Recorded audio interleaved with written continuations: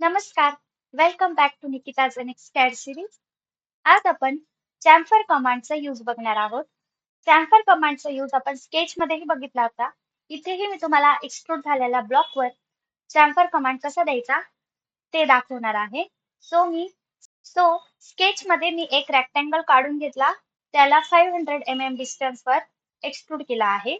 तो आपण chamfer command select करूया. Select the chamfer command. ज्या एजला आपल्याला चॅम्फर द्यायचा आहे तो एज आपण सिलेक्ट करूया. तो इथे आपण 100 mm देऊया डिस्टन्स.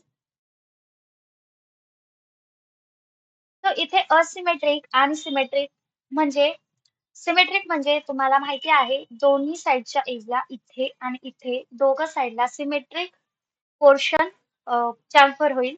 आणि असिमेट्रिक मध्ये तुम्हाला दोन डिस्टन्स मेन्शन करायचे आहे.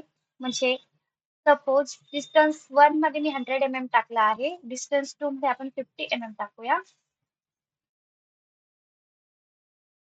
तर या पद्धतीने तुम्ही बघू शकता डिस्टन्स 100 आहे, म्हणजे ह्या एजच्या ह्या सरफेसला तुम्हाला जास्त चॅम्फर झालेला दिसतोय. आणि मेकॅनिकल पार्ट्स बनवण्यासाठी जास्तीत जास्त सिमेट्रिक और ऑफसेट अँड अँगल या दोघं ऑप्शनचा खूप जास्त प्रमाणाने यूज होतो. ऑफसेट अँड अँगल पण मी तुम्हाला शो करते. या ठिकाणी 100 mm डिस्टन्स आहे. अँगल तुम्ही बदलू शकता. सपोज 60 डिग्री घेतला, या पद्धतीने 60 डिग्रीवर तुमचा चॅम्फर तयार झाला आहे.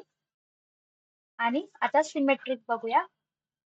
सिमेट्रिक म्हणजे दोन्ही साईडला सेम आपला डिस्टन्स चॅम्फर झाला आहे. अप्लाय. या पद्धतीने आपला चॅम्फर देऊन रेडी आहे. हे अजून एकदा करून दाखवते.